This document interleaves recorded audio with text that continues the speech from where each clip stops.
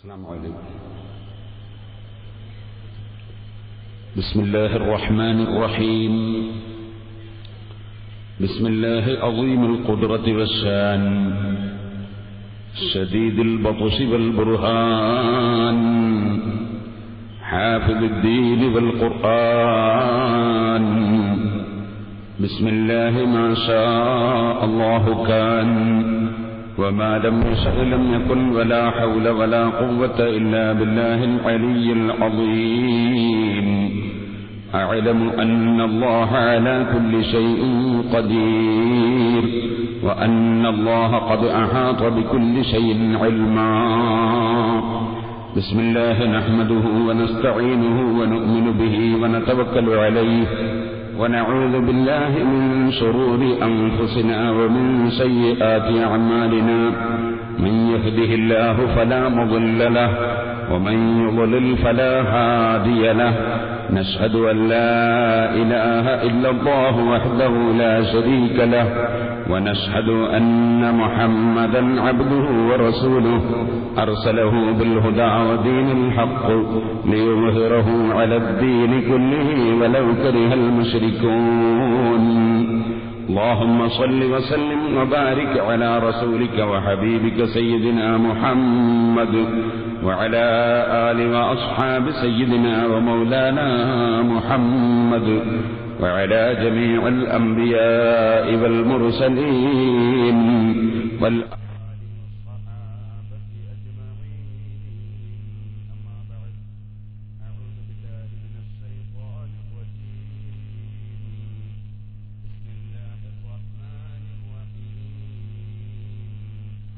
إن الله يأمركم أن تؤدوا الأمانات إلى أهلها وإذا حكمتم بين الناس أن تحكموا بالعدل.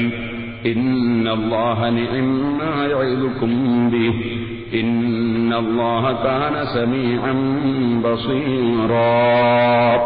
يا أيها الذين آمنوا أطيعوا الله وأطيعوا الرسول وأولي الأمر منكم فإن تنازعتم في شيء فردوه إلى الله والرسول إن كنتم تؤمنون بالله واليوم الآخر ذلك خير وأحسن تأويلا. صدق الله العلي العظيم. صدق وبلغ رسوله النبي الكريم ونحن على ذلك من إمام له عدل ومن في عبادة نسعى بالتقى لله لا بضلال ومن قلبه يهوى المساجد دائما تعلقه فيها بغير زوال. شخصا وشخصان في الله الكريم تحاببا بحال افتراق منهما ووصال. وإني أخاف الله من قال عندما دعت ذات عالي منصب وجمال. ومصدق أخف التصدق لم يكن بما أنفقت يمناه علم شمالي. ومن ذكر الرب المهيمن خاليا ففاضت به عيناه خوفا نكالي. يا رب صل على من حل بالحرم طه الرسول الذي قد خص بالكرم. يا رب بالمصطفى بلغ مقاصدنا واغفر لنا ما مضى يا واسع الكرم.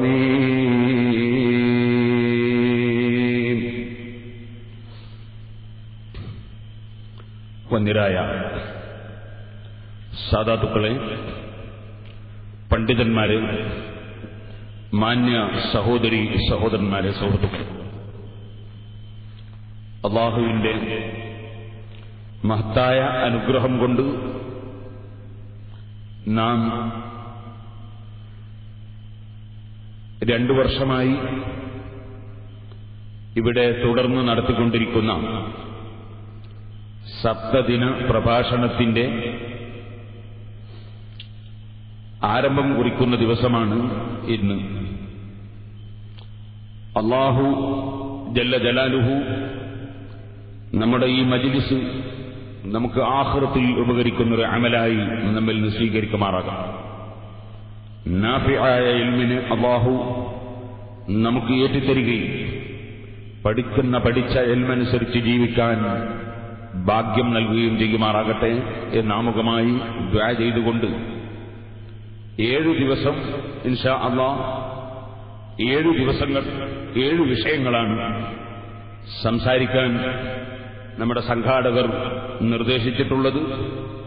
അതനുസരിച്ച് 7 വിഷയങ്ങൾ പ്രതിപാദിക്കപ്പെടും എന്ന് ഉണർത്തുന്നു.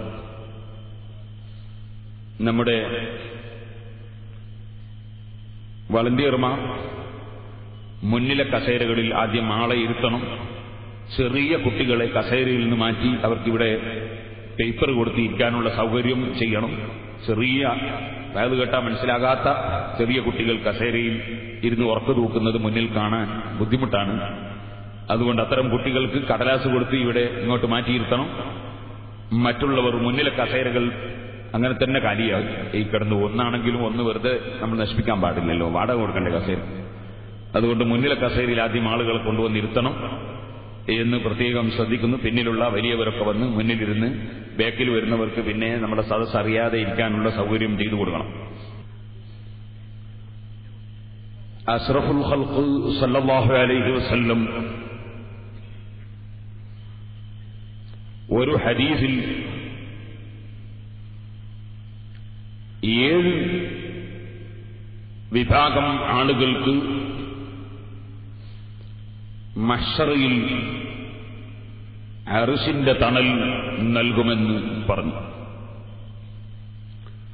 ആ 7 വിഭാഗത്തെ നബി സല്ലല്ലാഹു അലൈഹി വസല്ലം തങ്ങൾ എണ്ണി പറയുന്നത് 7 ആശയങ്ങളെ ഉൾക്കൊള്ളിച്ചുകൊണ്ടാണ്. ആ ഓരോ ആശയങ്ങളും വിശാലമായ അർത്ഥങ്ങൾ ഉൾക്കൊള്ളുന്നതാണ്. ആ 7 വിഭാഗം ഉൾക്കൊള്ളുന്ന 7 ആശയങ്ങൾ അതായിരിക്കും ഇൻഷാ അല്ലാഹ് 7 ദിവസത്തിൽ സംസാരിക്കുന്ന 7 വിഷയങ്ങൾ. ഒന്നാമതായി നബി സല്ലല്ലാഹു അലൈഹി വസല്ലം തങ്ങൾ അവിടുത്തെ ഹദീസിൽ പഠിപ്പിച്ചു, സബഅത്തുൻ 7 ആളുകൾ യുദില്ലുഹുമുല്ലാഹു യൗമ ലാ ദില്ല ഇല്ലാ ദില്ലുഹു, അല്ലാഹുവിന്റെ വകയിൽ സ്പെഷ്യലായി നൽകുന്ന അവന്റെ തണൽ അല്ലാത്ത വേറെ ഒരു തണലും ഒരു നിലക്കും ഇല്ലാത്ത ദിവസം അല്ലാഹു 7 വിഭാഗം ആളുകൾക്ക് തണൽ നൽകും. ഇന്നത്തെ പോലെ 15 കോടി കിലോമീറ്റർ അകലെ, ഏകദേശം 15 കോടിയോളം കിലോമീറ്റർ അകലെ സൂര്യൻ ഉദിക്കുന്ന ദിവസം അല്ല, മറിച്ച് സൂര്യൻ വളരെ അടുത്ത് വെറും 1 മൈൽ മാത്രമോ 1 മീൽ മാത്രമോ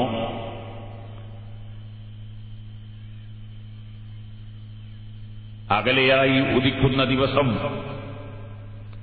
അഷ്റഫുൽ ഖൽഖ് സല്ലല്ലാഹു അലൈഹി വസല്ലം ആ ദിവസത്തെ സംബന്ധിച്ച് പറഞ്ഞു, ചിലർ ചെരിപ്പടിക്കാല് വരെ വിയർപ്പിൽ മുങ്ങിയവർ ഉണ്ട്,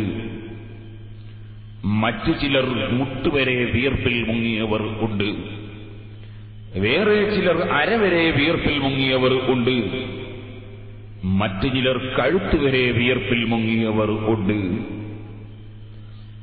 ഇങ്ങനെ ഭയാനകമായ ഒരു ദിവസം, എവിടെയും ഒരു മരവും ഇല്ലാത്ത ദിവസം, ഒരു ബിൽഡിംഗും ഇല്ലാത്ത രംഗം, എല്ലാവരും വളരെയേറെ ചൂടിലും ഭയത്തിലും വളരെയേറെ പ്രയാസത്തിലുമാകുന്ന ദിവസം. അതാണ് വാസ്തവത്തിൽ യൗമുദ്ദീൻ. നമ്മളിപ്പോൾ ഫാത്തിഹ ഓതുന്ന സമയത്ത് പറഞ്ഞു മാലിക് യൗമിദ്ദീൻ. ദീനിന്റെ ദിനത്തിന്റെ ഉടമസ്ഥനാണ് അല്ലാഹു തആല. ദീനിന്റെ ദിനം എന്ന് പറഞ്ഞാൽ മനുഷ്യന്റെ നന്മയും തിന്മയും പരിശോധിച്ച് പ്രതിഫലം കൊടുക്കുന്ന ദിവസം. ആ ദിവസത്തിന്റെ ഉടമയാണ് അല്ലാഹു തആല. ആ അല്ലാഹുവിന്റെ കോടതിയിൽ എല്ലാവരും സമ്മേളിക്കുന്ന ദിവസം. അന്ന് ഒരേ ഒരു തണൽ അല്ലാഹുവിന്റെ വകയിൽ സ്പെഷ്യലായി ലഭിക്കുന്നവർ ഈ ആളുകൾ. അതിലൊന്നാമതായി നബി സല്ലല്ലാഹു അലൈഹി വസല്ലം തങ്ങൾ എണ്ണി ഇമാമുൻ ആദിൽ. ഇമാമുൻ അദിൽ എന്നും റിപ്പോർട്ട്. നീതിമാനായ ഭരണാധികാരി. ഇന്നത്തെ നമ്മുടെ വിഷയം ഭരണവും നീതിയും എന്നതാണ്. ഒന്നാമതായി അല്ലാഹു സുബ്ഹാനഹു വ തആല തണൽ കൊടുക്കുന്ന വിഭാഗം നീതിമാനായ ഭരണാധികാരി. ബാക്കി ഇൻഷാ അല്ലാഹ് 6 വിഭാഗത്തെ സംബന്ധിച്ച് നാളെ മുതൽ ഓരോ ദിവസം ഓരോ വിഭാഗത്തെ സംബന്ധിച്ച് പറയും. നീതിമാനായ ഭരണാധികാരി എന്ന് അഷ്റഫുൽ ഖൽഖ് സല്ലല്ലാഹു അലൈഹി വസല്ലം തങ്ങൾ പറഞ്ഞല്ലോ. ഇമാമ് എന്ന വാക്കിന് തുടരപ്പെടുന്ന വ്യക്തി എന്നാണ് നേർക്കുനേരെ അർത്ഥം. ജനങ്ങൾ തുടരുന്ന വ്യക്തികൾക്കും വസ്തുക്കൾക്കും ഇമാമ് എന്ന് ഖുർആൻ പേര് പറഞ്ഞിട്ടുണ്ട്. ലൗഹുൽ മഹ്ഫൂദിനെ സംബന്ധിച്ച് മറ്റുള്ള എല്ലാ ഗ്രന്ഥങ്ങളും തുടരുന്നത് ലൗഹുൽ മഹ്ഫൂദിനെ ആയതിനാൽ അതിനെ സംബന്ധിച്ച് ഇമാമ് എന്ന് ഖുർആൻ പറയുന്നുണ്ട്. ഖുർആനിനെ സംബന്ധിച്ച് ഇമാമ് എന്ന് തുടരപ്പെടുന്നതായതുകൊണ്ട് പറയുന്നുണ്ട്. ഖബറിൽ വെച്ച് ചോദ്യം ചെയ്യപ്പെടുമ്പോൾ വൽ ഖുർആനു ഇമാമി, ഞാൻ തുടരുന്ന ഗ്രന്ഥം ഖുർആനാണ് എന്ന് മുഅ്മിനീങ്ങൾ മറുപടി പറയുന്നുണ്ട്. പരിശുദ്ധ ഖുർആനിൽ സത്യവിശ്വാസികളായ സജ്ജനങ്ങളുടെ പ്രാർത്ഥന പഠിപ്പിക്കുന്ന സ്ഥലത്ത് വജഅൽനാ ലിൽ മുത്തഖീന ഇമാമ, അല്ലാഹുവിനെ സൂക്ഷിച്ച് ജീവിക്കുന്ന ഭക്തിയുള്ള ആളുകൾക്ക് ഞങ്ങളെ നീ ഇമാമാക്കി തരണം അല്ലാഹുവേ എന്ന് പ്രാർത്ഥിക്കാൻ വേണ്ടി അല്ലാഹു പ്രാർത്ഥിക്കുന്നതായി നമ്മെ പഠിപ്പിച്ചിട്ടുണ്ട്. അവന്റെ ഇഷ്ടജനങ്ങൾ പ്രാർത്ഥിക്കുമെന്ന് നമ്മെ അറിയിച്ചിട്ടുണ്ട്. അപ്പൊ മുത്തഖീങ്ങൾ പിന്തുടരുന്ന ആളുകൾ അവർക്ക് ഇമാമ് എന്ന് പറയും. ഇതുപോലെ ഭരണരംഗത്ത് പിന്തുടരപ്പെടുന്ന ഏത് രംഗത്തും പിന്തുടരപ്പെടുന്ന അധികാരമുള്ള വ്യക്തിക്ക് ഇമാമ് എന്ന് ഭാഷയിൽ പറയും. അതുകൊണ്ട് തന്നെ ഏതൊരു കാര്യത്തിന്റെയും നിയന്ത്രണം ആരുടെ കൈവശത്തിൽ ആണോ, നിയന്ത്രണം ഏറ്റെടുത്തവരും ഏൽപ്പിക്കപ്പെട്ടവരും ആരാണോ, അവർക്കെല്ലാം നിർബന്ധമായ ഒരു വിഷയമാണ് നീതി പുലർത്തുക എന്നത്. അത് ഒരു വലിയ രാഷ്ട്രത്തിന്റെ ഭരണാധികാരിയാണെങ്കിൽ അദ്ദേഹം നീതി പുലർത്തുന്ന വ്യക്തിയാകണം. ഒരു ചെറിയ മദ്രസയുടെ മാനേജറാണെങ്കിൽ അദ്ദേഹവും നീതി പുലർത്തുന്ന ആളാകണം. ഒരു ചെറിയ കുടുംബത്തിന്റെ തലവനാണെങ്കിൽ അദ്ദേഹം നീതി പുലർത്തുന്ന വ്യക്തിയാകണം. ഒരു പ്രശ്നം ചർച്ച ചെയ്യപ്പെടുന്ന സദസ്സിലെ അധ്യക്ഷനാണെങ്കിൽ അദ്ദേഹം നീതി പുലർത്തുന്ന വ്യക്തിയാകണം.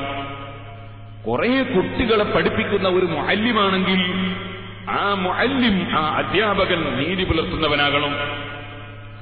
കുറെ ജോലിക്കാരെ നിയന്ത്രിക്കുന്ന ഒരു അമീറാണെങ്കിൽ, നേതാവാണെങ്കിൽ അദ്ദേഹം നീതി പുലർത്തണം. കുറെ ജോലിക്കാരുള്ള ഒരു തൊഴിലാളികളുള്ള മുതലാളിയാണെങ്കിൽ അദ്ദേഹം നീതി പുലർത്തണം. ജോലിയുടെ ഉത്തരവാദിത്വം ഏറ്റെടുത്തിട്ടുള്ള തൊഴിലാളി നീതി പുലർത്തണം. അങ്ങനെ തുടങ്ങി സമൂഹത്തിലും രാഷ്ട്രത്തിലും കുടുംബത്തിലും ഏത് കക്ഷികൾ എവിടെ ഉത്തരവാദിത്വം ഉള്ളവരാകുന്നുണ്ടോ അവരെല്ലാവരും സ്വീകരിക്കേണ്ട നിലപാടാണ് നീതി പുലർത്തുക എന്നത്. അത് വെറും രാഷ്ട്രം ഭരിക്കുന്ന ഭരണാധികാരികൾക്ക് മാത്രം ഉള്ളതല്ല, മറിച്ച് കാര്യം കൈകാര്യം ചെയ്യുന്നവർ നീതി പുലർത്തുന്നവർ ആകണം. വളരെ അനീതി കാണിച്ച ഒരു ഭരണാധികാരിയായിരുന്നു ഹജ്ജാജ് ഇബ്നു യൂസുഫ് എന്ന് പറയുന്ന മനുഷ്യൻ. ആ ഹജ്ജാജ് ഇബ്നു യൂസുഫിനോട് ഒരാൾ പോയി പറഞ്ഞു, നിങ്ങൾക്ക് എന്തുകൊണ്ട് ഉമർ ഇബ്നു അബ്ദുൽ അസീസ് റളിയല്ലാഹു അൻഹുവിനെ പോലെ നീതിയുള്ള ഭരണം കാഴ്ചവെച്ചുകൂടാ? ഉമർ ഇബ്നു അബ്ദുൽ അസീസ് റളിയല്ലാഹു അൻഹു വലിയ നീതി പ്രകടിപ്പിച്ച ഭരണാധികാരിയാണ്, അതുപോലെ നിങ്ങൾക്ക് എന്തുകൊണ്ട് ചെയ്തുകൂടാ എന്ന് ചോദിച്ചു. സഹോദരന്മാരെ, അങ്ങനെ നിങ്ങൾക്ക് എന്തുകൊണ്ട് ഉമർ ഇബ്നു അബ്ദുൽ അസീസ് റളിയല്ലാഹു അൻഹുവിനെ പോലെ നീതി കാണിച്ചുകൂടാ എന്ന് ചോദിച്ചു. ഉമർ ഇബ്നു അബ്ദുൽ അസീസ് റളിയല്ലാഹു അൻഹു ലോകത്ത് അറിയപ്പെട്ട നീതിമാനായ ഭരണാധികാരിയാണ്. ഭരണം തന്നെ ചോദിച്ചു വാങ്ങിയതല്ല, മറിച്ച് മുൻ ഭരണാധികാരി ഭരണത്തിന്റെ ചുമതല ഏൽപ്പിച്ച് മരിച്ചതാണ്. ഏൽപ്പിച്ചതും മരിക്കുന്നതിന് മുമ്പ് ഒരു കടലാസിൽ എഴുതി ജനങ്ങളെ കൊണ്ട് ഒപ്പിടുവിച്ച് അത് കവറിലാക്കി അതിന്റെ ഉള്ളിൽ എന്താണുള്ളത് എന്നറിയാതെ ഏൽപ്പിച്ചതാണ്.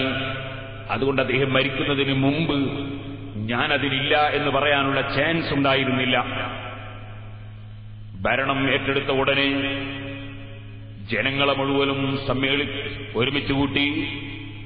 ആ ജനങ്ങളുടെ സമ്മേളനത്തിൽ ഉമർ ഇബ്നു അബ്ദുൽ അസീസ് റളിയല്ലാഹു അൻഹു, ഞാൻ ഭരണം ഇഷ്ടപ്പെടുന്നില്ല, നിങ്ങൾ ആരെങ്കിലും ഇത് ഏറ്റെടുക്കണം എന്ന് ആവശ്യപ്പെട്ടപ്പോൾ ജനങ്ങളുടെ നിർബന്ധത്തിന് വഴങ്ങി ഭരണത്തിൽ തുടരാൻ തീരുമാനിച്ച ഉമർ ഇബ്നു അബ്ദുൽ അസീസ് റളിയല്ലാഹു അൻഹു കേസുകൾ വിചാരണ ചെയ്ത് തീരുമാനമെടുക്കുന്നതിന് മുമ്പ് ഒരു കുറച്ചു സമയം വിശ്രമിക്കാൻ വേണ്ടി പോകുമ്പോൾ മകൻ ചോദിച്ചു, പിതാവേ, ഭരണം ഏറ്റെടുത്ത നിങ്ങൾ നീതി കാണിക്കുന്ന വ്യക്തിയാകണ്ടേ? ധാരാളം ആളുകൾ നിങ്ങളുടെ പ്രശ്നപരിഹാരത്തിനു വേണ്ടി നിങ്ങളുടെ വിധിയും തീരുമാനവും കാത്ത് ഇരിക്കുന്നുണ്ടല്ലോ, നിങ്ങൾ ഇപ്പോൾ വിശ്രമിക്കുന്നത് ശരിയാണോ എന്ന് ചോദിച്ചപ്പോൾ ഞാൻ ഇന്നലെ രാത്രി കുറെ ഉറക്കമൊഴിച്ചതുകൊണ്ട് ളുഹർ വരെ കിടന്നു ഉറങ്ങി, ളുഹറായതിനു ശേഷം ഞാൻ കേസ് വിചാരണക്കെടുക്കാം എന്ന് പറഞ്ഞപ്പോ സ്വന്തം മകൻ അങ്ങോട്ട് ചോദിച്ചു, അല്ലയോ പിതാവേ, ളുഹർ നിസ്കരിച്ച് കഴിയുന്നത് വരെ നിങ്ങൾക്ക് ആയുസ്സിന് നീളമുണ്ട് എന്നതിന് ഗ്യാരണ്ടിയുണ്ടോ? അങ്ങനെ ഒരു ഗ്യാരണ്ടി കിട്ടിയിട്ടില്ലെങ്കിൽ ഈ കിടക്കുന്ന കിടത്തത്തിൽ തന്നെ നിങ്ങൾ മരണപ്പെട്ടു പോയാൽ അലൈസല്ലാഹു ബിഅഹ്കമിൽ ഹാകിമീൻ, എല്ലാ വിധികർത്താക്കൾക്കും എല്ലാ ഭരണാധികാരികൾക്കും വിധികർത്താവും ഭരണാധികാരിയുമായ അല്ലാഹുവിന്റെ കോടതിയിലെത്തുമ്പോൾ ഭരണം ഏറ്റെടുത്തതിന് ശേഷം നീതിപൂർവകമായ തീരുമാനം കൊടുക്കാതെ വിശ്രമിച്ചു കഴിഞ്ഞ രാജാവായി നിങ്ങളെ അല്ലാഹു ചോദ്യം ചെയ്താലോ? അപ്പോഴാണ് ഉമർ ഇബ്നു അബ്ദുൽ അസീസ് റളിയല്ലാഹു അൻഹു എഴുന്നേറ്റ് വന്ന് സ്വന്തം മകന്റെ നെറ്റി പിടിച്ചൊന്ന് ചുംബിച്ചുകൊണ്ട്, അൽഹംദുലില്ലാഹില്ലദീ വഹബനീ മിൻ ഔലാദി മൻ യുഈനുനീ അലാ ദീനീ,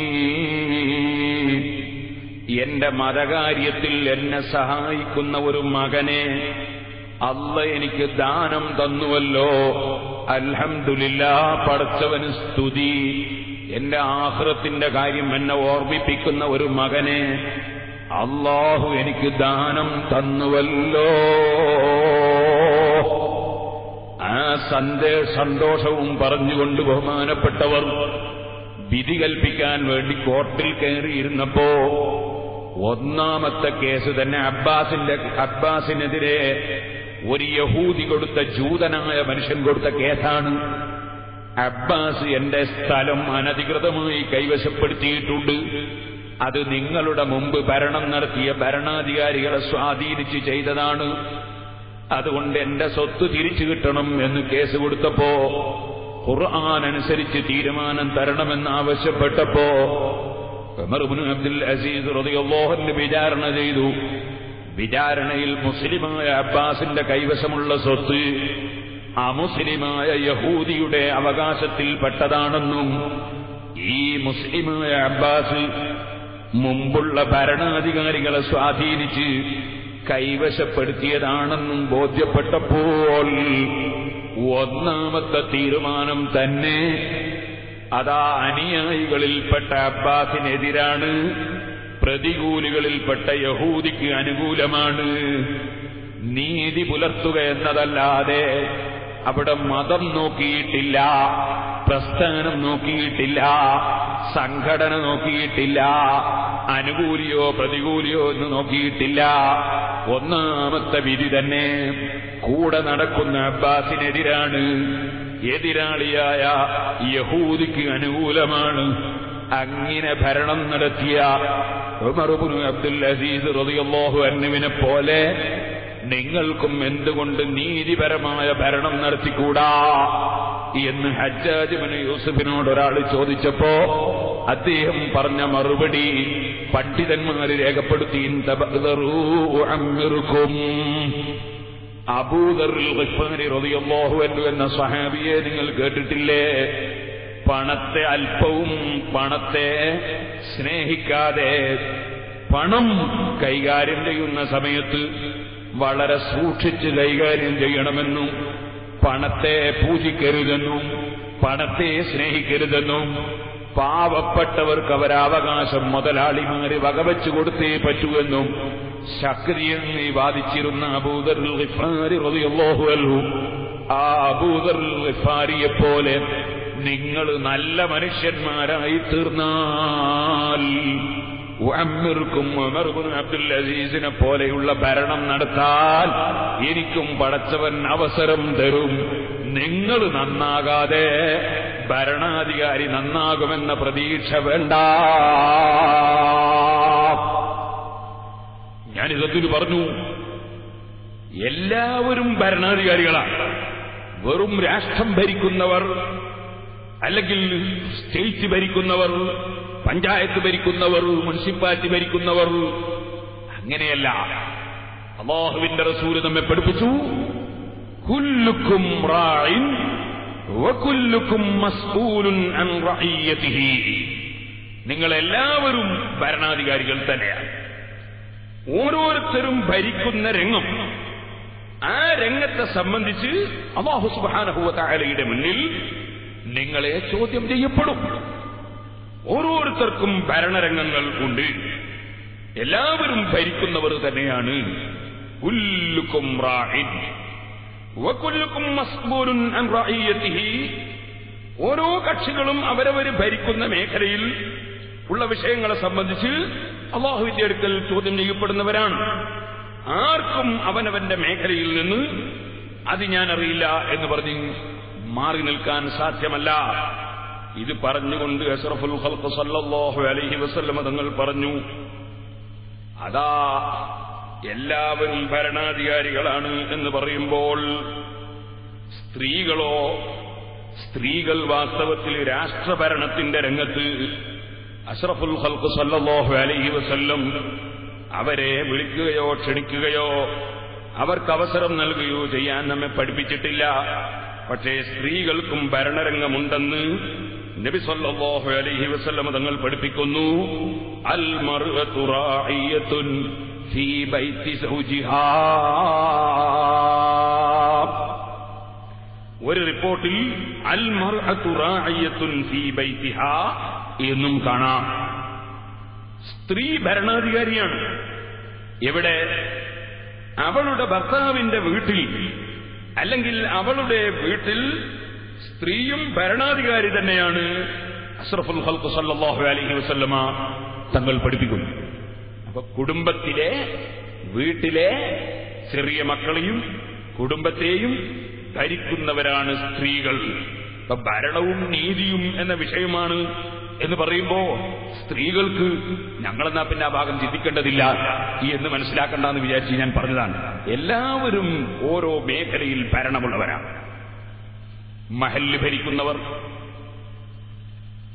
മദ്രസ ഭരിക്കുന്നവർ, സ്ഥാപനങ്ങൾ ഭരിക്കുന്നവർ, അതിന് ഓരോരുത്തർക്കും ഭരണരംഗമുണ്ട്. എല്ലാ രംഗത്തും എല്ലാവരും നീതി പുലർത്തുന്നവരാകണം. അങ്ങനെ നീതി പുലർത്തുന്നവർക്കാണ് അല്ലാഹു സുബ്ഹാനഹു വ തആല അർശിന്റെ തണൽ നൽകുമെന്ന് അഷ്റഫുൽ ഖൽഖ് സല്ലല്ലാഹു അലൈഹി വസല്ലം തങ്ങൾ പഠിപ്പിക്കുന്നു. എല്ലാവരോടും നീതി. അങ്ങനെയാണ് നമ്മൾ അനുകൂലിക്കുന്നവർക്ക് മാത്രം നീതി, നമ്മെ പ്രതികൂലിക്കാത്തവരോട് അനീതി, അത് ഇസ്ലാം ഒരിക്കലും അംഗീകരിക്കുന്നില്ല. ഇസ്ലാമിന്റെ ഏറ്റവും വലിയ നേതാവ് അഷ്റഫുൽ ഖൽഖ് മുഹമ്മദുർ റസൂലുള്ളാഹി, ആ നബി സല്ലല്ലാഹു അലൈഹി വസല്ലം തങ്ങളുടെ അടുക്കൽ വിധി കിട്ടാൻ വേണ്ടി, തീരുമാനം കിട്ടാൻ വേണ്ടി അല്ലാഹുവിന്റെ റസൂലിനെ ചതിച്ച് വധിക്കാൻ വേണ്ടി വിഷം കൊടുത്ത കക്ഷികളായ ജൂതന്മാർ നബി സല്ലല്ലാഹു അലൈഹി വസല്ലമയുടെ കോടതിയിൽ കേസ് ബോധിപ്പിക്കാറുണ്ട്. അവിടെ ആ രാജ്യത്തുള്ള ജൂതന്മാർക്ക് മുഹമ്മദ് നബി സല്ലല്ലാഹു അലൈഹി വസല്ലം തങ്ങൾ ഞങ്ങളുടെ മതത്തിന്റെ ആളല്ല എന്ന് നന്നായി അറിയാം. പക്ഷേ അല്ലാഹുവിന്റെ റസൂലിനോട് കേസ് ബോധിപ്പിക്കുമ്പോൾ അവർക്ക് ഉറപ്പുണ്ട് മുഹമ്മദ് നബിയിൽ നിന്ന് നീതിയുള്ള തീരുമാനം ലഭിക്കും. മുഹമ്മദ് സല്ലല്ലാഹു അലൈഹി വസല്ലം ഞങ്ങൾ അദ്ദേഹം റസൂലാണ്, നബിയാണെന്ന് അംഗീകരിക്കുന്നില്ലെങ്കിലും അവിടുന്ന് ഒരിക്കലും തന്നെ നീതികേട് ആയി ഒരു തീരുമാനവും പറയില്ല. അത് ജൂതന്മാർക്ക് ഉറപ്പുണ്ട്. സഹീഹുൽ ബുഖാരിയിൽ കാണാം, ഒരിക്കൽ അല്ലാഹുവിന്റെ റസൂലിന്റെ അടുക്കൽ നബി സല്ലല്ലാഹു അലൈഹി വസല്ലമയുടെ ഒരു ശിഷ്യനെയും കൂട്ടി ഒരു യഹൂദി, രണ്ടാളും കൂടി അല്ലാഹുവിന്റെ റസൂലിന്റെ അടുക്കൽ വന്ന് ഈ യഹൂദി അല്ലാഹുവിന്റെ റസൂലിനോട് കംപ്ലൈന്റ് പറയുന്നു, ഓ മുഹമ്മദേ, ഇവൻ എന്റെ മുഖത്തടിച്ചു കളഞ്ഞു. നിങ്ങളുടെ അനുയായികളിൽപ്പെട്ട ഇദ്ദേഹം എന്റെ മുഖത്തടിച്ചു. നബി സല്ലല്ലാഹു അലൈഹി വസല്ലം തങ്ങൾ വിളിച്ചു, നീ അദ്ദേഹത്തിന്റെ മുഖത്തടിച്ചോ? ആ, അടിച്ചു എന്ന് പറഞ്ഞു. എന്തിനാണ് അടിച്ചത്? ഇദ്ദേഹം അങ്ങാടിയിൽ നിന്ന് ചരക്ക് വിൽക്കുമ്പോ വല്ലദീ ഫളല മൂസ അലൽ ആലമീൻ, ലോകത്തുള്ള മുഴുവൻ സൃഷ്ടികളെക്കാളും മൂസാ നബിയെ ബഹുമാനിച്ച പടച്ചവനെ തന്നെയാണ് സത്യം എന്ന് ഇയാൾ സത്യം ചെയ്തു. അപ്പൊ അതെനിക്ക് പിടിച്ചില്ല. ലോകത്തുള്ള എല്ലാവർക്കാളും മൂസാ നബിക്ക് ബഹുമാനമുണ്ട് എന്ന് പറഞ്ഞാൽ, ഓ നബിയെ, തങ്ങളെക്കാളും മൂസാ നബിക്ക് ബഹുമാനമുണ്ട് എന്ന് അംഗീകരിച്ചു കൊടുക്കാൻ കഴിയുമോ എനിക്ക്? ഞാൻ അദ്ദേഹത്തോട് ചോദിച്ചു, മുഹമ്മദ് നബിയെക്കാളും ബഹുമാനമുണ്ടോ മൂസാ നബിക്ക് എന്ന് ചോദിച്ചു. അയാൾ പറഞ്ഞു അതേ. കൊടുത്ത് ഞാനൊരടി ഒന്നങ്ങ് കൊടുത്തു. അഷ്റഫുൽ ഖൽഖ് സല്ലല്ലാഹു അലൈഹി വസല്ലം തങ്ങൾ ആ സമയത്ത് എന്ത് ചെയ്തു? വാസ്തവത്തിൽ ഈ യഹൂദി പറഞ്ഞ വാചകം തെറ്റാണ്. മുഹമ്മദ് നബി സല്ലല്ലാഹു അലൈഹി വസല്ലം തങ്ങളെക്കാൾ മൂസാ നബി അലൈഹിസ്സലാമിന് ബഹുമാനമുണ്ടെന്ന് വാദിച്ചാൽ ആ വാദം ശരിയല്ല, ആശയപരമായി ശരിയല്ല. പക്ഷേ ആശയം അദ്ദേഹത്തിൻ്റെത് ശരിയല്ല എന്ന് മനസ്സിലാക്കി അദ്ദേഹത്തെ അടിച്ചതും ശരിയല്ല. ഒരാൾ ഒരാശയത്തിൽ നിൽക്കുന്നത് കൊണ്ട് ഊക്കുള്ളവർക്ക് നന്നായിട്ടങ്ങ് കൊടുക്കല. ഒരാൾ ഒരാശയത്തിൽ നിൽക്കുന്നു, അതിന്റെ പേരിൽ സ്വാധീനമുള്ളവരും ആഫിയത്തുള്ളവരും ബലമുള്ളവരും പാവങ്ങളായ ആളുകൾ ഒരാശയത്തിൽ നിൽക്കുമ്പോ ഒരാശയം തെറ്റോ ശരിയോ അത് വേറെ വിഷയം. അതിന്റെ പേരിൽ അടി കൊടുക്കല, അതും ശരിയില്ല, അടിച്ചോ ശരിയില്ല. അതുകൊണ്ട് നബി സല്ലല്ലാഹു അലൈഹി വസല്ലം തങ്ങൾ എന്ത് ചെയ്തു? ഈ ആശയം അല്ലാഹുവിന്റെ റസൂലിന്റെ മുമ്പിൽ ഈ വിഷയം പറഞ്ഞപ്പോ അഷ്റഫുൽ ഖൽഖ് സല്ലല്ലാഹു അലൈഹി വസല്ലം ഈ യഹൂദിയുടെ മനസ്സിന് സമാധാനമുണ്ടാകുന്ന വിധം മുഹമ്മദ് നബി സല്ലല്ലാഹു അലൈഹി വസല്ലം തങ്ങളുടെ നേതൃത്വത്തെ സംബന്ധിച്ച് അദ്ദേഹത്തിന് കൂടി മതിപ്പുണ്ടാകുന്ന വിധം അദ്ദേഹത്തിന്റെ മുന്നിൽ വെച്ച് പറയുകയാണ്, ലാ തുഫദ്ദിലൂനി ലാ തുഫദ്ദിലൂ ബൈനൽ അംബിയാ, അംബിയാക്കൾക്കിടയിൽ നിങ്ങൾ ബഹുമാനിക്കരുത് കേട്ടോ. എന്ന് പറഞ്ഞാൽ അംബിയാക്കൾക്ക് അല്ലാഹു ബഹുമാനം പലർക്കും പലരെക്കാൾ കൂടുതൽ കൊടുത്തിട്ടുണ്ട്. തിൽക്കർ റസൂൽ ഫളൽനാ ബഅദഹും അലാ ബഅദ്, അത് അല്ലാഹുവിന്റെ റസൂല് പഠിപ്പിച്ചിട്ടും ഉണ്ട്. പക്ഷെ ഇപ്പോൾ ഇത് പഠിപ്പിക്കുന്ന സമയം അല്ല, ഇപ്പോൾ ഈ പ്രശ്നം തീർക്കേണ്ട സമയമാണ്. ഇപ്പോൾ ഈ യഹൂദിയുടെ മനസ്സിന്റെ വേദന അകറ്റേണ്ട സമയമാണ്. അതുകൊണ്ട് അല്ലാഹുവിന്റെ റസൂല് പറയാണ്, അമ്പിയാക്കൾക്കിടയിൽ നിങ്ങൾ ബഹുമാനിക്കണ്ട. കാരണം മൂസാ നബി അലൈഹിസ്സലാത്തു വസ്സലാം അതാ ഖിയാമത്ത് നാളിൽ എല്ലാ അമ്പിയാക്കളും ബോധം കെട്ട് വീഴുന്നൊരു സമയം ഉണ്ട്. അങ്ങനെ എല്ലാവരും ബോധരഹിതനായി വീണാൽ, മുഴുവൻ ആളുകളും ബോധരഹിതനായി വീണാൽ ആദ്യമായി എഴുന്നേൽക്കുന്നവൻ ഞാനായിരിക്കും. പക്ഷേ ഞാൻ എഴുന്നേറ്റ് നോക്കുമ്പോൾ ഫൈദാ മൂസാ ഖായിമുൻ ബിൽ അർശിന്റെ അടുക്കൽ അതാ മൂസാ നബി അലൈഹിസ്സലാത്തു വസ്സലാം അവിടെ നിൽക്കുന്നത് ഞാൻ കാണുന്നു. എനിക്ക് മനസ്സിലാകുന്നില്ല, മൂസാ നബി അലൈഹിസ്സലാത്തു വസ്സലാം എന്നെക്കാൾ മുമ്പ് എഴുന്നേറ്റ വ്യക്തിയാണോ? അതല്ല, മൂസാ നബി അലൈഹിസ്സലാം ദുന്യാവിൽ വെച്ച് മുമ്പൊരു ബോധക്ഷയമുണ്ടായിട്ടുണ്ട്. അക്കാരണത്താൽ ആഖിറത്തിലുള്ള ബോധക്ഷയത്തിൽ നിന്ന് മൂസാ നബി അലൈഹിസ്സലാമിനെ അല്ലാഹു മാറ്റിവെച്ചതാണോ? എനിക്ക് മനസ്സിലാകുന്നില്ല. മൂസാ നബി ചില്ലറക്കാരനല്ല, വലിയ പവറുള്ള ആള് തന്നെയാണ് കേട്ടോ. നിങ്ങൾ അമ്പിയാക്കൾക്കിടയിൽ ബഹുമാനിക്കേണ്ടതില്ല എന്ന് പറഞ്ഞാൽ അതിനർത്ഥം എന്താണ്? പണ്ഡിതന്മാർ വിവരിച്ചു, ഒരു നബിയെ ഇകഴ്ത്തിക്കൊണ്ട്, ഒരു നബിയെ തരം താഴ്ത്തിക്കൊണ്ട് വേറൊരു നബിയെ പുകഴ്ത്തുന്ന സ്വഭാവം ഉണ്ടാകാൻ പാടില്ല.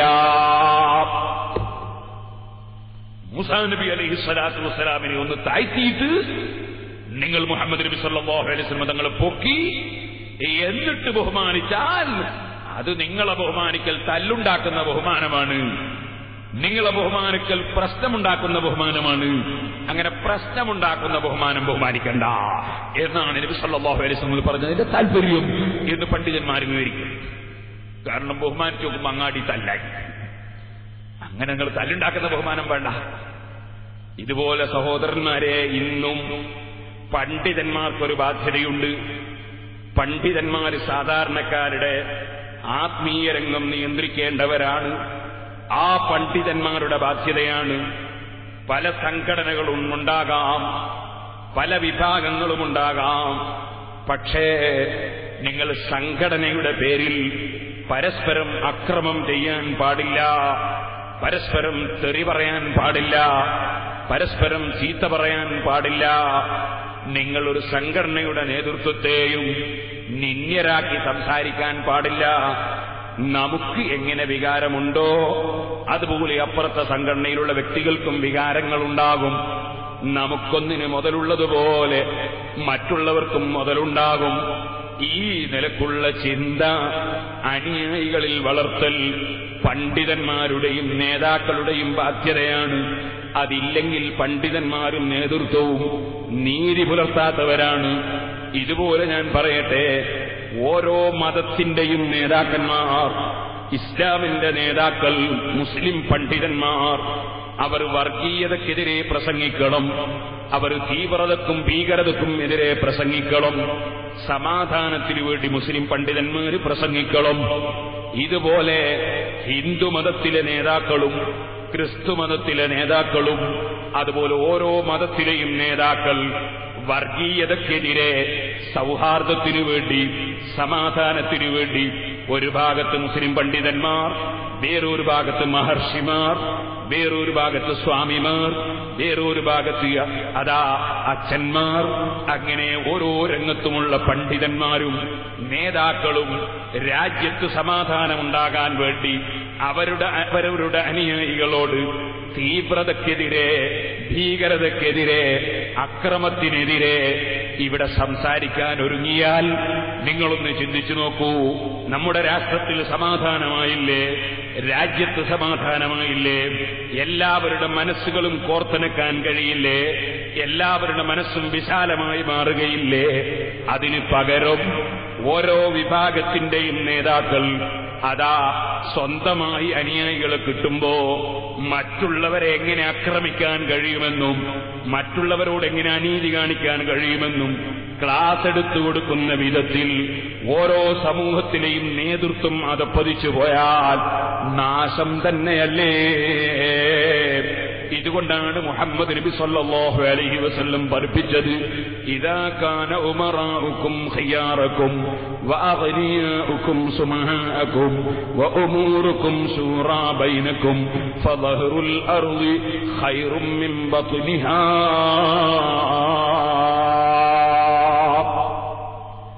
നിങ്ങളെ നേതാക്കന്മാർ ഉത്തമന്മാരായാൽ, നേതാക്കളൊക്കെ നല്ലവരായാൽ, അതുപോലെ നിങ്ങളിൽ സാമ്പത്തിക ശേഷിയുള്ള ഐശ്വര്യമുള്ളവർ ധാരാളം കൊടുക്കുന്നവരായാൽ, നിങ്ങളെ കാര്യങ്ങളൊക്കെ നിങ്ങൾ കൂടി ആലോചിച്ച് തീരുമാനിക്കുന്ന കാലമായാൽ, ആ കാലഘട്ടം ഭൂമിയുടെ ഉപരിമണ്ഡലത്തിൽ, ഭൂമിയുടെ ഉപരിഭാഗത്ത് ജീവിക്കുന്നത് അത് ഈ ഭൂമിയുടെ ഉള്ളിൽ ഖബറിൽ ജീവിക്കുന്നതിനേക്കാൾ ഉത്തമം ആണ്. അതേസമയം നിങ്ങൾ ഇദാകാന ഉമറാഉകും ശിറാറകും, നിങ്ങളെ നേതാക്കന്മാര് നാശകാരികളായാൽ, നേതാക്കൾ നാശകാരികളായാൽ, ഇപ്പൊ ഞാനൊരു ചെറിയ ഉദാഹരണം പറയട്ടെ. എന്നോട് കുറെ ആളുകൾ വന്ന് പറഞ്ഞു, നമ്മളെ വാതിന്റെ പോസ്റ്ററുകൾ ഒട്ടിച്ച സ്ഥലങ്ങളിൽ പല സ്ഥലത്തും മെനക്കെട്ട് പറിക്കുകയാണ്. ഞാൻ പറഞ്ഞു, പറിക്കുന്നവര് പറിക്കട്ടെ, വാതിനാളെ കൊണ്ടുവരേണ്ടത് അല്ലല്ലേ, അത് അവരല്ല, നമ്മളും അല്ലല്ലോ. അതുകൊണ്ട് പറിക്കുന്നവര് പറിക്കട്ടെ, നിങ്ങൾ പകരം പറിക്കാൻ പോണ്ട എന്ന് ഞാൻ പറഞ്ഞു. ഞാൻ പറഞ്ഞു വരുന്നത്, ഇതുപോലെ ഓരോ സംഘടനയുടെയും ആളുകൾ അതേപോലെ നിർദ്ദേശം നൽകുകയായിരുന്നുവെങ്കിൽ എവിടെയെങ്കിലും എന്തെങ്കിലും പ്രശ്നമുണ്ടാകുമോ സഹോദരന്മാര്? നേതൃത്വം ചീത്തയാകുമ്പോൾ അനുയായികളും ചീത്തയാകുന്നു. ഇദാ കാന ഉമറാഉകും ശിറാറകും, നിങ്ങളെ നേതാക്കൾ നാശകാരികളായാൽ, അതുപോലെ വഅഗ്നിയാഉകും ബുഖലാഅകും, നിങ്ങളിലുള്ള സാമ്പത്തിക ശേഷിയുള്ളവർ ലുബ്ധന്മാരായാൽ, വഉമൂറുകും ഇലാ നിസാഇകും, നിങ്ങളെ വിഷയങ്ങളൊക്കെ ചർച്ച ചെയ്ത് തീരുമാനമെടുക്കുന്നത് സ്ത്രീകളായാൽ, ഫബത്നുൽ അർളി ഖൈറും മിൻ ദഹ്രിഹാ, ഈ ഭൂമിയുടെ മേലെ ജീവിക്കുന്നതിനേക്കാൾ ഖൈർ ഖബറിൽ കിടക്കലാണ് കേട്ടോ. കാരണം ഭൂമിയുടെ ഉപരിഭാഗം മുഴുവനും നാശമാണ്, മുഴുവനും പ്രശ്നമാണ് നേതാക്കൾ നാശകാരികളാകുമ്പോൾ.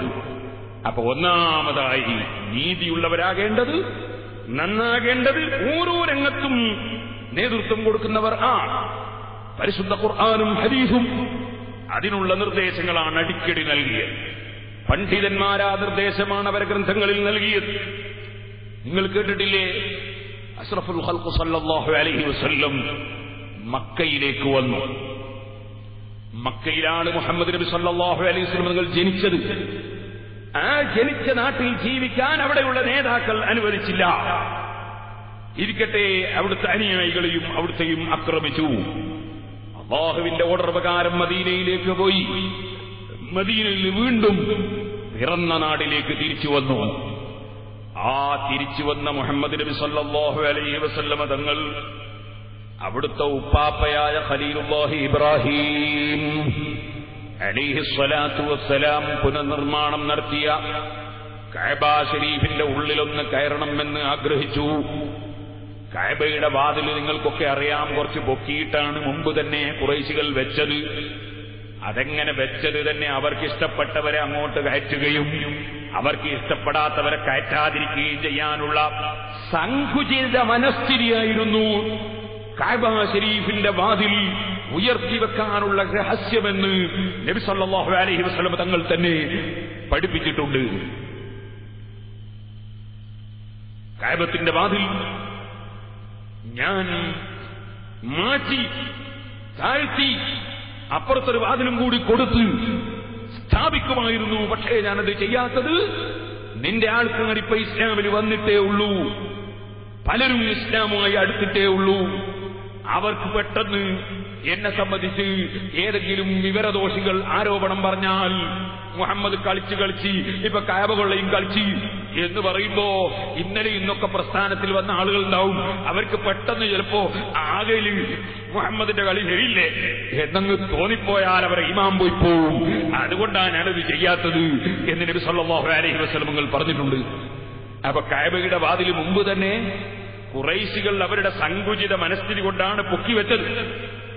ആ പൊക്കി വെച്ചത് തൊടാതിരുന്നത് അതിനേക്കാളും വലിയ കുഴപ്പമുണ്ടാണ്ടാന്ന് വിചാരിച്ചിട്ടുമാണ് ഇപ്പോഴും പൊക്കിയിട്ട് തന്നെയുള്ളത്.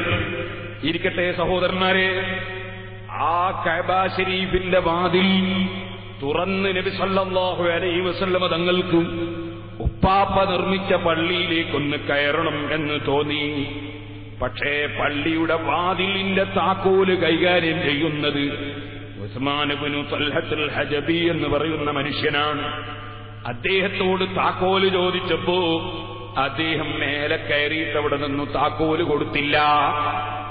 അലി ഇബ്നു അബീ ത്വാലിബ് റളിയല്ലാഹു അൻഹുവിന് അത് തീരെ ഇഷ്ടപ്പെട്ടില്ല. ഞങ്ങളെ ഉപ്പാപ്പ നിർമ്മിച്ച പള്ളിയുടെ താക്കോലും കയ്യിൽ പിടിച്ചിട്ട് ഇദ്ദേഹം എന്തേ ആ താക്കോലൊന്ന് കയറാൻ വേണ്ടി തരാത്തത്? ബഹുമാനപ്പെട്ട അലി റളിയല്ലാഹു അൻഹു പോയി ഉസ്മാൻ ഇബ്നു തൽഹത്തുൽ ഹജബിയുടെ കൈ പിടിച്ചിട്ടിങ്ങോട്ട് നിവർത്തി താക്കോല് പിടിച്ചിങ്ങെടുത്തു. താക്കോല് ബലമായി പിടിച്ചുകൊണ്ടുവന്ന് പള്ളി തുറന്നു. ആ കഅബ ശരീഫ് തുറന്ന് അതിൽ അല്ലാഹുവിന്റെ റസൂല് കയറിക്കഴിഞ്ഞതിന് ശേഷം ആദ്യം അദ്ദേഹത്തോട് ആവശ്യപ്പെട്ടിരുന്നു താക്കോലിന്.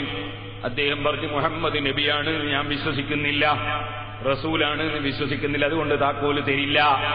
ഇത് പറഞ്ഞപ്പോഴാണ് അലി റളിയല്ലാഹു അൻഹു അതാ കയ്യിൽ നിന്ന് താക്കോല് പിടിച്ചിങ്ങ് വാങ്ങി.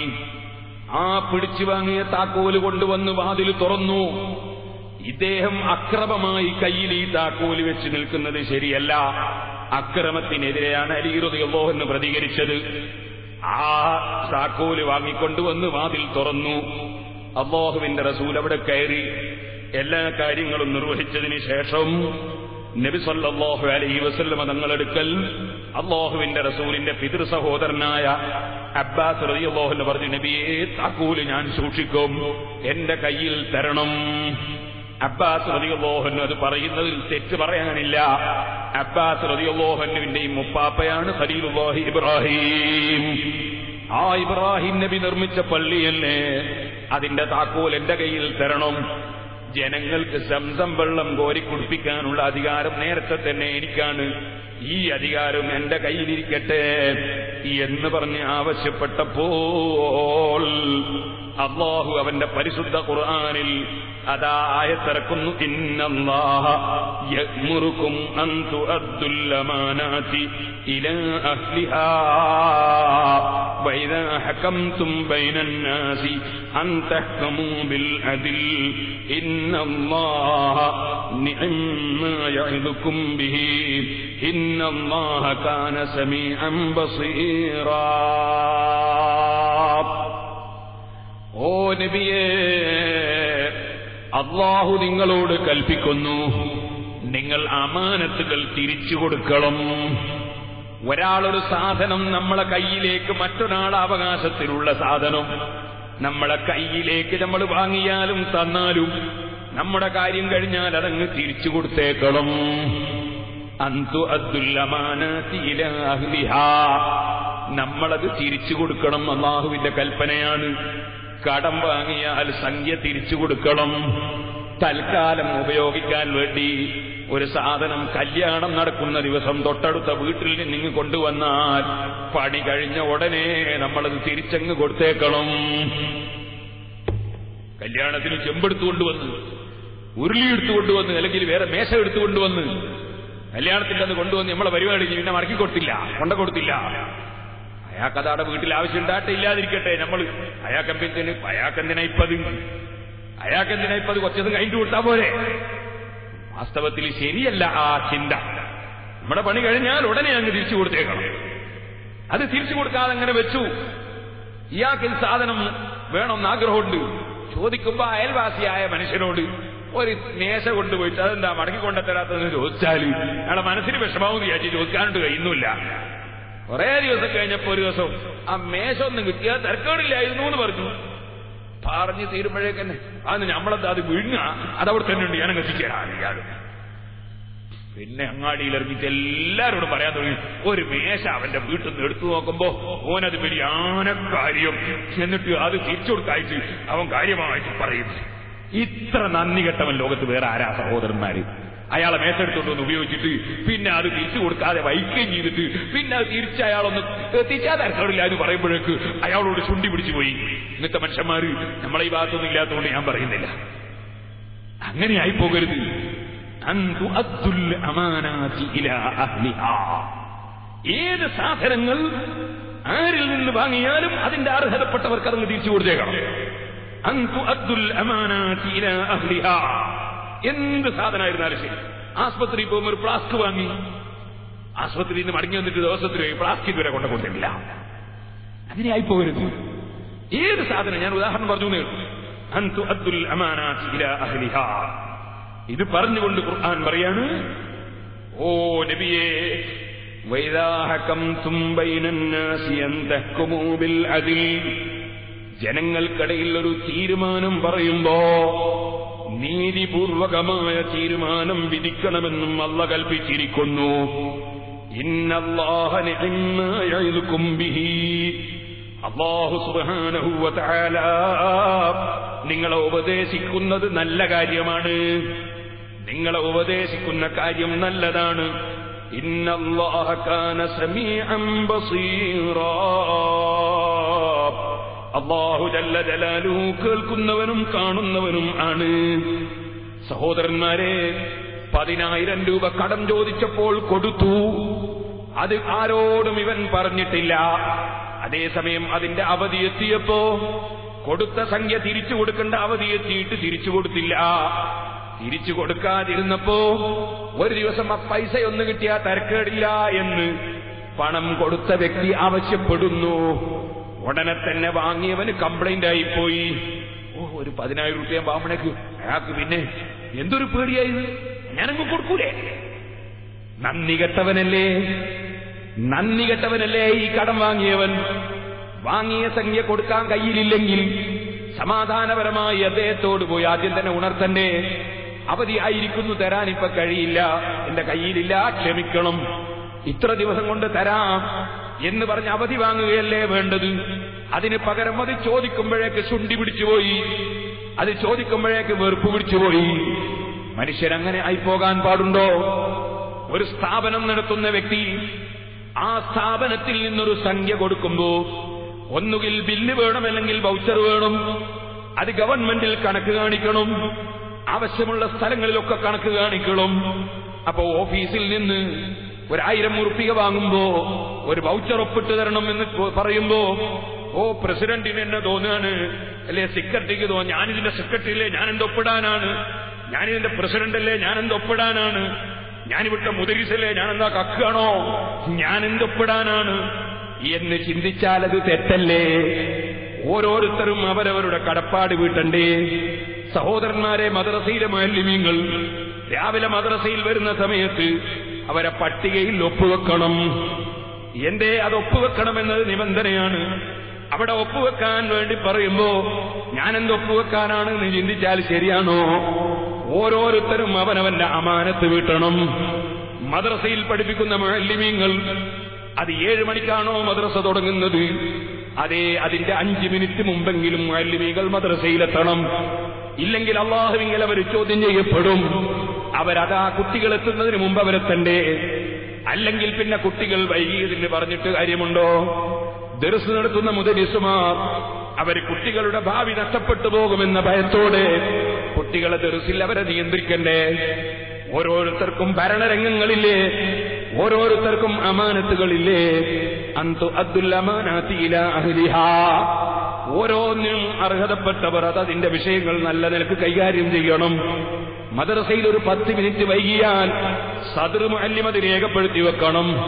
ആ 10 മിനിറ്റ് നേരത്തെ ശമ്പളം അനുവദനീയമല്ല, അതെനിക്ക് വാങ്ങൽ ഹലാലല്ല എന്ന് മുഅല്ലിമീങ്ങളെ മദ്രസയിൽ അവരുടെ മനസ്സിലുണ്ടാകണം. അതുപോലെ സദർ മുഅല്ലിമിന്റെ മനസ്സിലും ആ 10 മിനിറ്റ് ഞാൻ മൂടിവെച്ചാൽ എന്റെ ഭരണത്തിൽ ഞാൻ അനീതി ചെയ്തവനാണ്, എന്റെ ഭരണത്തിൽ ഞാൻ അനീതി കാണിച്ചവനാണ്, പടച്ചവന്റെ അടുക്കൽ എന്നെ ചോദ്യം ചെയ്യപ്പെടും.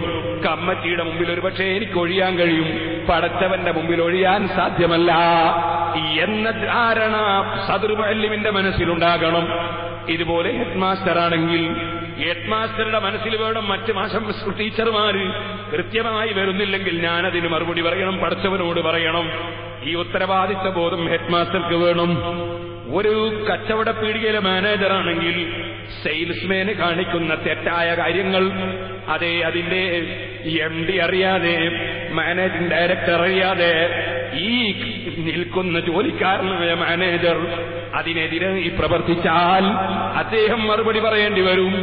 ഓരോ സ്ഥലത്തും ഭരിക്കുന്നവരുണ്ട്, ഓരോ ഭരണത്തിലും മറുപടി പറയണം. എന്തിനധികം പറയണം? ഉമ്മമാരെ, നമ്മളെ വീട്ടിലുള്ള പശുക്കളില്ലേ, നമ്മളെ വീട്ടിലുള്ള ആടുകളില്ലേ, നമ്മളെ വീട്ടിലുള്ള കോഴികളില്ലേ, അത് ഭരിക്കുന്ന നമ്മൾ അതിനോട് നീതി കാണിക്കണം. പൂച്ചയെ കെട്ടിയിട്ട് വെള്ളം കൊടുക്കാത്തതുകൊണ്ട് ഒരു സ്ത്രീ നരകത്തിൽ കടന്നുവെന്ന് മുഹമ്മദുർ റസൂലുള്ളാഹി. നായക്ക് വെള്ളം കൊടുത്തതുകൊണ്ട് ഒരാളുടെ ദോഷം പുറത്തുപോയി എന്ന് മുഹമ്മദുർ റസൂലുള്ളാഹി. ഓ സഹോദരന്മാരെ, നമ്മൾ കല്യാണത്തിന് പോകുമ്പോ വീട്ടിലുള്ള പശുവിന് പുല്ലിട്ട് കൊടുക്കാതെ അതിനെ ആലയിൽ പിടിച്ചു കെട്ടി പുല്ല് കൊടുക്കാതെ നമ്മൾ പോയി നന്നായി ബിരിയാണി കഴിച്ച് തിരിച്ചു വന്നാൽ പടച്ച റബ്ബിന്റെ അടുക്കൽ നമ്മൾ അനീതി ചെയ്തവരാണ്. കാളയോട് അനീതി ചെയ്തവരാണ്, പശുവിനോട് അനീതി ചെയ്തവരാണ്. ഓ സഹോദരന്മാരെ, നിങ്ങൾ ഫത്ഹുൽ മീൻ ഓതിയ മുതഅല്ലിമീങ്ങളോട് ചോദിക്ക്. അതാ കോഴികൾക്കിടയിൽ പരസ്പരം കൊത്തിക്കൽ ഹറാമാണ്, പശുക്കൾക്കിടയിൽ കാളകൾക്കിടയിൽ പരസ്പരം കുത്തിക്കൽ ഹറാമാണ്. എന്താ കാരണം? അത് മൃഗങ്ങളാണ്, വിവരമില്ലാത്ത മൃഗങ്ങളാണ്. അതിനെ കുത്താൻ വേണ്ടി വിട്ടുകൊടുത്താൽ അത് കുത്തും. കുത്തിക്കുന്ന ഇതിന്റെ ഉടമസ്ഥന്മാര് ചെയ്തത് ഹറാമാണ്. ഇതുപോലെ ഓരോ പ്രസ്ഥാനത്തിന്റെയും സംഘടനയുടെയും നേതാക്കന്മാർ അനുയായികളെ പിരിമുറുക്കിയിട്ട് പരസ്പരം തല്ലുണ്ടാക്കിച്ചാൽ, പരസ്പരം ഭിന്നിപ്പിച്ചാൽ, പരസ്പരം അക്രമത്തിന് കൂട്ടുനിന്നാൽ, അതിന് പ്രചോദനം നൽകിയാൽ കോഴികളെ കൊത്തിച്ചവനും കാളകളെ കൊത്തിച്ചവനും തന്നെ ഹറാമ് ചെയ്തവനാണെങ്കിൽ മുസ്ലിമീങ്ങളെ തമ്മിലടിപ്പിച്ചവൻ, പരസ്പരം അക്രമത്തിന് അതാ പ്രചോദനം നൽകിയവൻ അല്ലാഹുവിന്റെ കോടതിയിൽ കുടുങ്ങിയവൻ തന്നെയല്ലേ? എവിടെയും നമ്മൾ അല്ലാഹുവിനെ ഭയപ്പെട്ട് ചിന്തിച്ച് ജീവിക്കണം. ഇരിക്കട്ടെ, ഞാൻ പറഞ്ഞു വന്നത് അൻതു അദ്ദുൽ അമാനതി ഇലാ അഹ്ലിഹാ, അതിന്റെ അവകാശികൾക്ക് അമാനത്ത് തിരിച്ചു കൊടുക്കണമെന്ന് നബി സല്ലല്ലാഹു അലൈഹി വസല്ലം തങ്ങൾക്ക് നിർദ്ദേശം നൽകിക്കൊണ്ട്, നബിയേ, അല്ലാഹുവിന്റെ വഅദാണ്, അല്ലാഹുവിന്റെ ഉപദേശമാണ്, അത് നല്ല ഉപദേശമാണ്, നീതിപരമായ തീരുമാനമെടുക്കണം. അഷ്റഫുൽ ഖൽഖ് സല്ലല്ലാഹു അലൈഹി വസല്ലം അലി റളിയല്ലാഹു അൻഹുവിന്റെ കയ്യിൽ താക്കോല് കൊടുത്തുകൊണ്ട് അലി റളിയല്ലാഹു അൻഹുവിനെ വിളിച്ചു. അതാ ഉസ്മാൻ ഇബ്നു തൽഹത്തുൽ ഹജബിയുടെ അബിയും വിളിച്ചു. താക്കോലങ്ങ് കൊടുത്തു. താക്കോല് കൊടുത്തിട്ട് പറഞ്ഞു, ഹാക ഖാലിദതൻ ഖാലിദ. ഓ ഉസ്മാൻ ഇബ്നു തൽഹത്തുൽ ഹജബി, ഈ താക്കോല് നീ തന്നെ സൂക്ഷിച്ചോ, അത് ഖിയാമത്ത് നാൾ വരെ നിന്റെ കുടുംബവും നിന്റെ പിൻഗാമികളും സൂക്ഷിച്ചോ. കൊടുത്തതങ്ങനെ, നീ പിടിച്ചോ. ഹാക ഖാലിദതൻ ഖാലിദ, ഏത് കാലഘട്ടത്തിലും സന്താന പരമ്പരയായി ഏത് കാലത്തും നീ തന്നെ സൂക്ഷിച്ചോ. ആരെ കയ്യിലായി താക്കോല് കൊടുത്തത്? താക്കോല് കൊടുത്തത് മുസ്ലിമിന്റെ കയ്യിലല്ല. അദ്ദേഹം അപ്പോൾ മുസ്ലിമല്ല. നീതി കാണിക്കണം എന്നതാ താക്കോല് കൊടുത്തിട്ട് പറഞ്ഞത്. കാലകാലം നീ തന്നെ കൈകാര്യം ചെയ്തോ. സുബ്ഹാനല്ലാഹ്, ഉസ്മാൻ ഇബ്നു തൽഹത്തുൽ ഹജബി അത്ഭുതപ്പെട്ടുപോയി. എന്താണ് അലിയെ ഇങ്ങനെ കാണിക്കാൻ കാരണമെന്ന് ചോദിച്ചു. അപ്പോൾ പറഞ്ഞു, അല്ലാഹു ഖുർആനിൽ ആയത്തിറക്കിയിരിക്കുകയാണ്, ഇതാ നീതി കാണിക്കണം, അമാനത്ത് തിരിച്ചു കൊടുക്കണമെന്ന് അല്ലാഹ് നിർദ്ദേശിച്ചിരിക്കുന്നു. അതങ്ങ് പറഞ്ഞപ്പോ ഉസ്മാൻ ഇബ്നു തൽഹത്തുൽ ഹജബിക്ക് ഈ ഇസ്ലാമിക പ്രസ്ഥാനത്തെ സംബന്ധിച്ച് തെറ്റിദ്ധാരണ ഉള്ളത് മുഴുവനും നീങ്ങിപ്പോയി. അല്ലാഹുവിന്റെ റസൂലിനെ കുറിച്ച്, അവിടുത്തെ നേതൃത്വത്തെക്കുറിച്ച് വല്ലാത്ത മതിപ്പ് വന്നുപോയി. ഈ മുഹമ്മദ് സ്വന്തം വകയിലൊന്നും ചെയ്യുന്നില്ല, സ്വന്തം വകയിലൊന്നും പറയുന്നില്ല, സ്വന്തം വകയിൽ നടപടിയില്ല. മറിച്ച് വമായന്തിഖു അനിൽ ഹവാ ഇൻ ഹുവ ഇല്ലാ വഹ്യുൻ യൂഹാ. ലോകത്തിന്റെ മുഴുവനും അധിപനും രക്ഷിതാവും ഭരണാധികാരിയുമായ അല്ലാഹുവിന്റെ ഓർഡർ പ്രകാരമല്ലാതെ ഈ മുഹമ്മദ് ഒന്നും ചെയ്യുന്നില്ലല്ലോ. ഇതൊരു വല്ലാത്ത ആശയം തന്നെയാണല്ലോ, ഇതൊരു വല്ലാത്ത പ്രസ്ഥാനം തന്നെയാണല്ലോ. വർഗീയതയില്ലല്ലോ, ഭീകരതയില്ലല്ലോ, ഇവിടെ യാതൊന്നുമില്ലല്ലോ. വെറും നീതി മാത്രമാണല്ലോ. അതാ ഉസ്മാൻ ഇബ്നു തൽഹത്തുൽ ഹജബി അവിടെ വെച്ച് ഉറക്കെ അങ്ങ് ചൊല്ലുന്നു, അശ്ഹദു അല്ലാ ഇലാഹ ഇല്ലല്ലാഹ് അശ്ഹദു അന്ന മുഹമ്മദർ റസൂലുള്ളാഹ്. ഇത്ര വലിയ നീതിയുള്ള പ്രസ്ഥാനത്തിൽ ഇത്രയും നീതി കാണിക്കുന്ന നേതാവിന്റെ അനുയായിയിൽ അതാ മെമ്പറായി ഞാനും ഇതാ ചേരുന്നു. ഷഹാദത്ത് കലിമ ചൊല്ലി ഉസ്മാൻ ഇബ്നു തൽഹത്തുൽ ഹജബി ഇസ്ലാം മതം സ്വീകരിക്കുന്നു. ഇക്കാലം വരെ അതേ ഉസ്മാൻ ഇബ്നു തൽഹത്തുൽ ഹജബിയുടെ സന്താന പരമ്പര തന്നെ കഅബത്തിന്റെ താക്കോല് സൂക്ഷിക്കുന്നു. അങ്ങേയറ്റത്തെ നീതി, അതാണ് ഇസ്ലാം. നീതി വിട്ടുകൊണ്ടുള്ള യാതൊരു ഏർപ്പാടും ഇല്ല. ഏത് രംഗത്തുള്ളവരും നീതി കാണിക്കും. ഇടയ്ക്ക് ഞാൻ സൂചിപ്പിക്കുന്നു സഹോദരന്മാരെ, എവിടെയും നീതി. വാക്ക് പറഞ്ഞാൽ പാലിക്കുക നീതിയാണ്. നാവുകൊണ്ട് സത്യം മാത്രം പറയുക നീതിയാണ്. എവിടെയും നീതി പുലർത്തും. പണ്ഡിതന്മാർ വലിയ ഉത്തരവാദിത്വമുള്ളവരാണ്. ജനങ്ങളുടെ ദീൻ, ജനങ്ങളുടെ ആഖിറം വാസ്തവത്തിൽ പണ്ഡിതന്മാരുടെ കയ്യിലാണ്.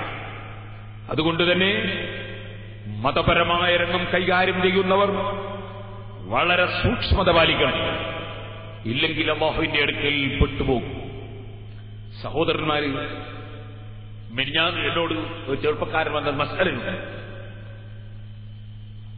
ഭാര്യയും ഭർത്താവും തമ്മിൽ, അഥവാ ബാപ്പയും മകനും ബാപ്പയും ഉമ്മയും തമ്മിൽ എപ്പോഴും സണ്ട. ബാപ്പനെ ഉമ്മയും വെറുതെ വിടൂല, ഉമ്മാനെ ബാപ്പയും വെറുതെ വിടൂല. എപ്പോഴും ഉണ്ടാവും അതേ വീട്ടു ശല്യം. ഇപ്പൊ ഇന്ന് അല്ലെങ്കിൽ ഇന്നലെ